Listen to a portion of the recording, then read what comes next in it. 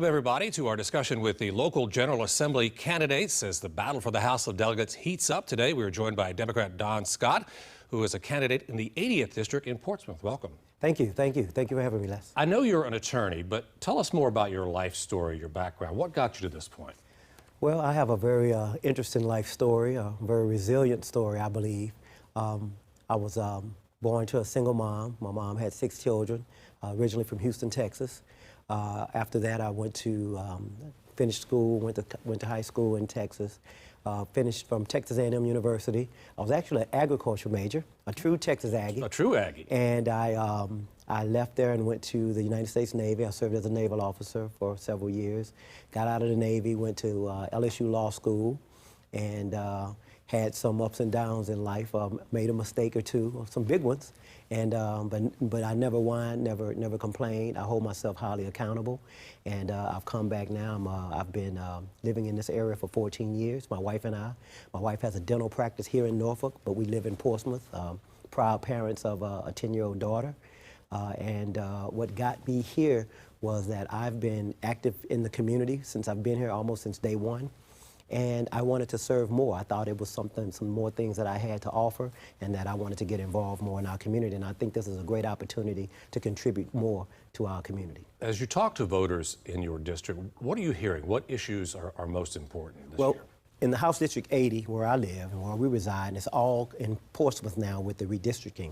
And our biggest issue in Portsmouth, when I talk to people and knock on doors, the tolls are having a huge impact on Portsmouth.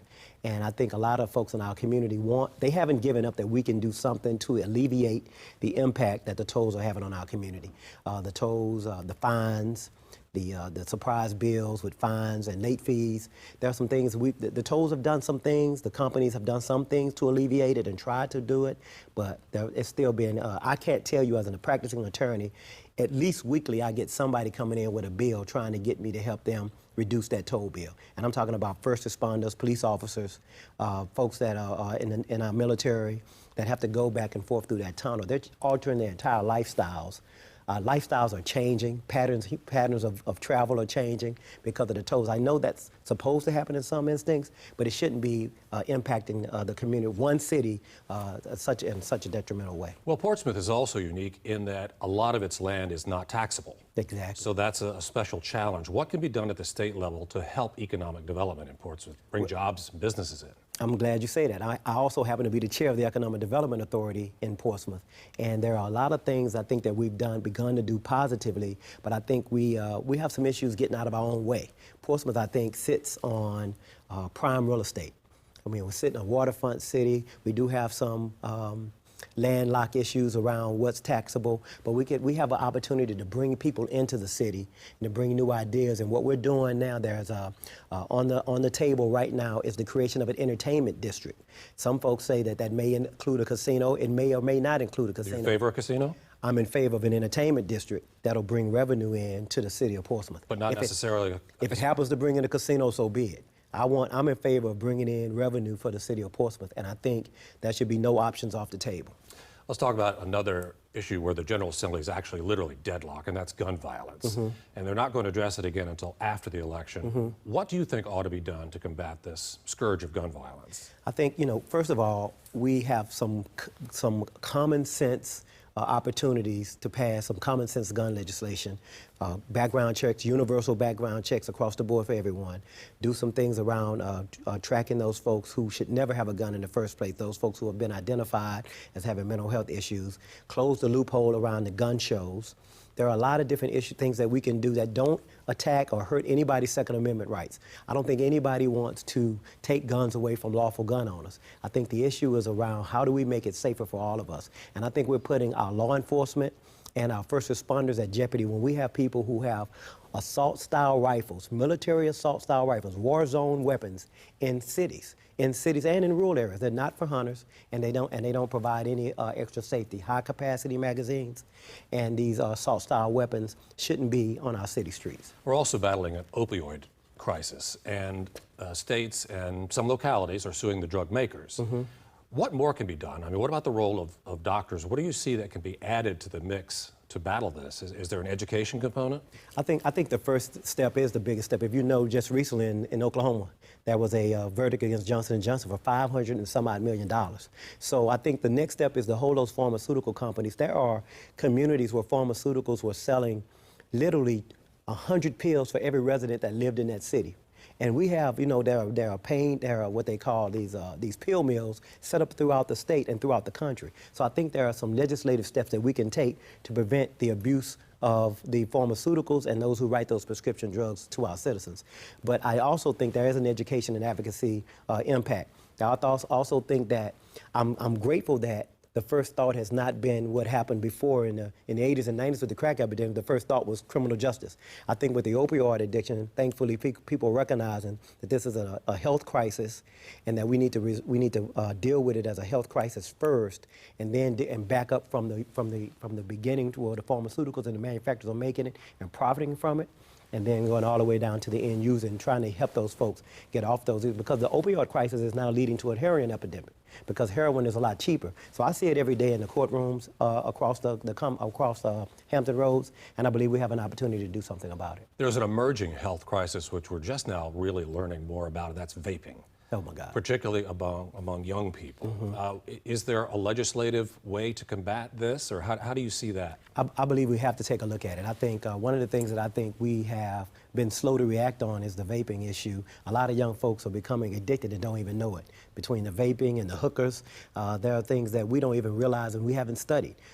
We know for a fact that when tobacco was being pushed and these other drugs back in the day, there was a lot of information that the public didn't have. And I'd like to make sure that we have that information regarding vaping. So I think the first step is to get a lot more information and then take whatever appropriate action that we have, especially if these addictions are being proven. If we got science, I'm a science-based, data-driven person. If we can have data-driven solutions on what's going on, I'd like to find out. Right now, the industry is so young and information is so new.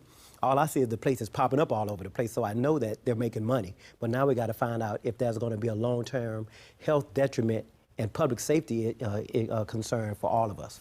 I began by mentioning that there's a real battle for control of the House of Delegates. If Democrats take control, what changes? What becomes different? I think the number one thing that changes is that you can count on that we'll have Medicaid expansion for the state. I mean, it won't roll back. We had to fight to get it to provide Medicaid and health care for 400,000 additional Virginians because Democrats made such an impact in the House and in the Senate. I think if Democrats take control of the House and the Senate, you'll see that health care will be safe.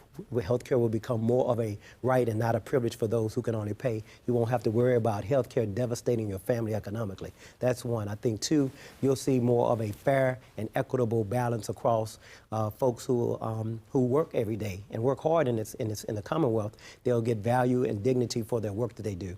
Right now, we have huge income disparities in this country. I think the way that you resolve it is that you give workers the right to bargain, to collectively bargain, so that then you can protect their benefits and help increase good salaries, good working salaries. When you have a minimum wage that's still $7 and $8.